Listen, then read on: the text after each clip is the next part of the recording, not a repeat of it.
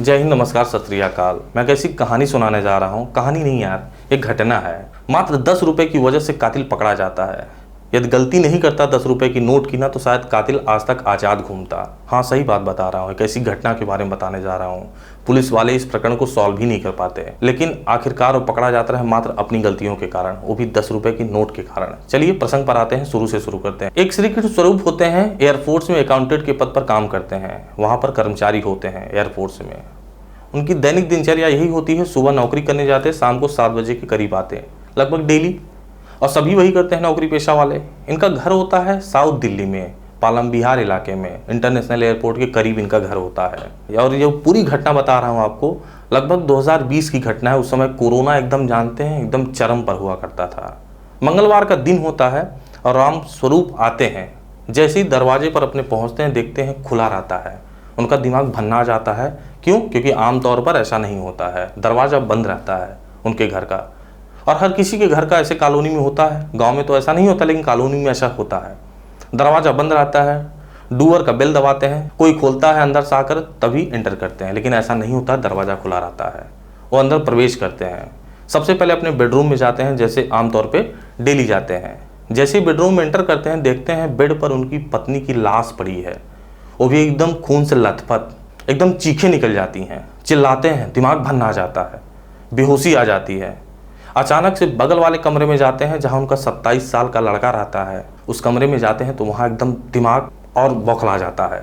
उनका नौजवान लड़का अपने बेड पर मृत पड़ा रहता है। 27 साल का नौजवान लड़का उसी प्रकार से खून से लथपथ, बेहोशी आ जाती, चीखते हैं, चिल्लाते हैं। उस कॉलोनी के सारे पड़ोसी आ जाते हैं, सारा जमावड़ा लग जाता है। श्री कृष्ण स्वरूप का दिमाग कुछ भी नहीं काम कर रहा होता है। अचानक उसी पड़ोसी में से एक आदमी पुलिस वालों को फ़ोन करता है। पुलिस की अचानक टीम आती है, पूरी टीम कॉलोनी में एंटर करती है, उनके दरवाजे के माध्यम से घर में प्रवेश करती है। पुलिस अपने तरीके से काम करना शुरू कर देती है। प्रथम दृष्टया देखती है पूरे घर का सामान बिखरा पड़ा है, बेड का बॉक्स पूरी तरीके से खाली है, अलमारी का पूरी तरीके से सामान बिखेरा गया है। प्रथम दृष्टया यही लगता है किसी ने चोरी किया है, लूट किया है, और उसी दरमियान इन दोनों को मार दिया गया है। लेकिन एक चीज जब पुलिस तहकीकात कर रही होती है, क्योंकि श्री कृष्ण स्वरूप से पूछती है आपका कोई दुश्मन है? कहते हैं नहीं। आस पड़ोस के? कहते हैं नहीं। कहीं नौकरी में?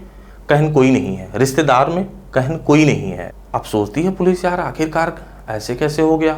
लूट का तो प्रकरण दिखता है, लेकिन जिस तरीके से पत्नी और बेटे को मारा गया है, थोड़ा कहीं ना कहीं खटक रहा है। अचानक पुलिस सीसीटीवी फुटेज के पास पहुंचती है, और जैसे ही वहां देखती है डीवीआर गायब है, पुलिस वालों का दिमाग एकदम भन्ना जाता है। अब पुलिस वालों को शक होता है कि यह मामला लूट का तो नहीं है, यह मामला कुछ और है। क्योंकि आमतौर पर जानते हैं, जो भी चोरी करता है, चोर लुटेरे होते हैं, इतने शातिर नहीं होते हैं। इनका कोई दुश्मन भी नहीं है, न यहाँ, न नौकरी में, न पेशा में, न रिश्तेदार में।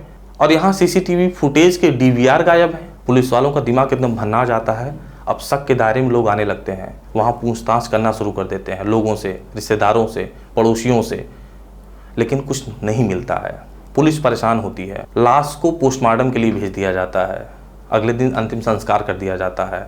लेकिन पुलिस परेशान है, अभी तक कोई क्लू नहीं मिल रहा है। अब पुलिस वाले इस केस को शुरू से शुरू करने का प्रयास करते हैं। अब सबसे पहले सीसीटीवी फुटेज खंगालने का प्रयास करते हैं, लेकिन कुछ नहीं मिल रहा होता है। ना कॉलोनी में एक तो था ही नहीं उतना ज़्यादा, जो था भी उसके डीवीआर गायब थे श्री कृष्ण स्वरूप के यहाँ से। अब पुलिस एकदम परेशान होती है जब शुरू से शुरू करती है। लेकिन एक चीज़ पुलिस वालों को मिल जाता है, उस कॉलोनी के जो रास्ता होकर जाता है, जिस माध्यम से कॉलोनी में एंटर करते हैं, उस रास्ते पर एक सीसीटीवी फुटेज लगा रहता है, और उसे निकालती है। उसमें 4 सेकंड का एक फ्रेम मिलता है, मात्र 4 सेकंड का। उस 4 सेकंड के फ्रेम में एक चीजें निकल के आती हैं। उसमें एक आदमी ऐसा मिलता है, आपको बताना चाहता हूँ, 4 सेकंड में, जो मुंह पर गमछा बांधा रहता है और कुछ भी उसका चेहरा नहीं दिखाई देता है। पुलिस वालों का दिमाग अचानक से इसी पर जाता है, शायद यही हो सकता है। क्योंकि आमतौर पर ऐसे कोई भी यहाँ नहीं जा रहे हैं। कोरोना तो जरूर है, काफ़ी लोग मास्क लगाए हैं, लेकिन पूरा मुंह बंद करके आदमी जा रहा है, वो भी पैदल जा रहा है।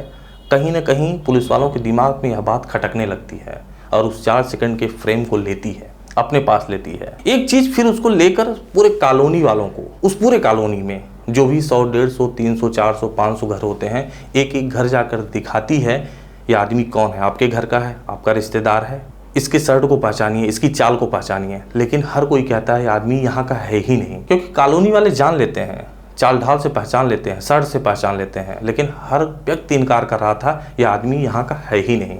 अब पुलिस वाले सोचते हैं कि यार यानी कि यह व्यक्ति पब्लिक ट्रांसपोर्ट का यूज किया है, पहली चीज़ें। दूसरी चीज़ें, यह इस कॉलोनी का है ही नहीं, यानी कि बाहर का आदमी है। अब दिमाग लगाते हैं पुलिस वाले, इसका मतलब मैं यहाँ के सारे ट्रांसपोर्ट को जीरो इन करता हूँ, खंगालता हूँ। अब एक एक लोगों से जितने भी पब्लिक ट्रांसपोर्ट यानी टेम्पो कर लें, बैटरी ई रिक्शा कर लें, सबसे पूछना शुरू करती है। एक तो दिल्ली में इस समय बहुत ज़्यादा ई रिक्शा है बैटरी वाला, सबसे पूछना शुरू करती है एक एक लोगों से। अंतिम क्षणों में जब पुलिस परेशान हो रही होती है, अचानक से एक बैटरी ई रिक्शा वाला मिल जाता है। एक तो दिल्ली में बहुत ज़्यादा ई रिक्शा वाले हैं, और उस फ्रेम को, उस वीडियो को पुलिस वाले दिखाते हैं उस बैटरी ई रिक्शा वाले को, और बैटरी ई रिक्शा वाला उस फ्रेम और वीडियो को देखता है तो कहता है, सर यह आदमी मेरे रिक्शे पर बैठा था और उसने मुझे कहा था कि नज़दीकी मेट्रो स्टेशन छोड़ दीजिए, मैं उसे ले जाकर छोड़ा था, लेकिन सर उसका मुंह ढका था, मैं देख नहीं पाया। सर एक चीज़ें हैं, उसके शरीर और कपड़े में थोड़े थोड़े खून के छींटे लगे थे। जब मैं रास्ते में ले जा रहा था तो मैं उससे पूछा, सर आपको चोट लगी है क्या, कुछ मैं मदद करूं? उसने कहा नहीं, कोई चोट नहीं, आप मुझे आगे छोड़िए। सर उसके हाथ में कुछ ऐसा सामान था, मुझे पता नहीं क्या था, लेकिन कुछ तो जरूर सामान था। पुलिस वाले समझ जाते हैं उसके हाथ में शायद DVR था। अब यहाँ देखिए टर्निंग पॉइंट हो रहा है इस केस में। पुलिस वाले पूछते हैं और कुछ मुझे बताइए। रिक्शा वाला कहता है, सर मुझे कुछ और नहीं पता, उसका नाम गाम पता वगैरह कुछ भी नहीं पता है। लेकिन सर एक चीज और है, मैं आपको जो बताना चाहता हूँ। उसने मुझे सर 30 रुपए दिए थे। कितने? 30 रुपए, क्योंकि पालम बिहार से उस मेट्रो स्टेशन का भाड़ा जो लगभग होता है 30 रुपए मेरा होता है। उसने मुझे एक 20 रुपए का नोट दिया था, एक 10 रुपए का नोट दिया था, और जो 10 रुपए का नोट दिया था सर, उसके नंबर के अगल बगल नोट फटा था। मैं उससे कहा ये नहीं चलेगा, आप 10 रुपए के नोट अपने पास रख लीजिए, मुझे कोई दूसरा दे दीजिए। वो कहता है मेरे पास और नोट नहीं है, 500 वगैरह है, चेंज कुछ भी नहीं है, आप 30 रुपए रख लीजिए। मैं कहता हूँ सर ये चलेगा ही नहीं, मैंने उससे कहा। उसने बहुत ज़्यादा बहस नहीं की, उसने मुझसे पूछा आप पेटीएम चलाते हैं? मैंने कहा हाँ चलाता हूँ। वह आदमी मुझे पेटीएम कर देता है, मैं नंबर बोलता हूँ और मेरे नंबर पर 30 रुपए डाल देता है। अब पुलिस वालों को एक बहुत बड़ा सुराग मिल जाता है। उस ई रिक्शा वाले के पेटीएम का डिटेल लेते हैं, और डिटेल लेने के बाद मोबाइल नंबर मिल जाता है। मोबाइल नंबर मिलने के बाद पूरी चीज़ें खंगाल कर रख देते हैं, किसका मोबाइल नंबर है, कहाँ एड्रेस है। अब ये मिलने के बाद जानते हैं पुलिस एकदम चौकन्ना हो जाती है, मुझे जल्द से जल्द कातिल को पकड़ना है। अब पुलिस वाले जैसे पहुंचते हैं, देखते हैं, जानते हैं पुलिस वालों का दिमाग भरना जाता है। उसका नाम अभिषेक होता है। आखिरकार जानते हैं कौन होता है? श्री कृष्ण स्वरूप का बहन का बेटा होता है अभिषेक, यानी उसकी मामी होती है, यानी उसका कजन होता है, जो 2 लोग मारे गए हैं। अब अभिषेक को उठा कर लाती है, लेकिन पुलिस वाले अब सोच रहे होते हैं यार यह आदमी जब से यह हत्या हुई है तब से मैं देख रहा हूँ हमारे साथ ही है, हमेशा मुझ पर दबाव बनाता रहता था। आखिरकार सर कातिल कौन है पकड़िए, जानना है। अंतिम संस्कार तक था, मामी के अपने, कजन के अपने, हमेशा उसके साथ था, लेकिन मैं पकड़ नहीं पाया, जान नहीं पाया। अब पुलिस वाले अभिषेक से पूछताछ करना शुरू कर देते हैं, लेकिन अभिषेक मानने को तैयार नहीं होता है। कहता है नहीं सर, अरे वो तो मेरी मामी है, मैं ऐसे कैसे करूँगा, मैं तो श्री कृष्ण स्वरूप के बहन का लड़का हूँ, अरे हो ही नहीं सकता, मेरे मामा लगते हैं।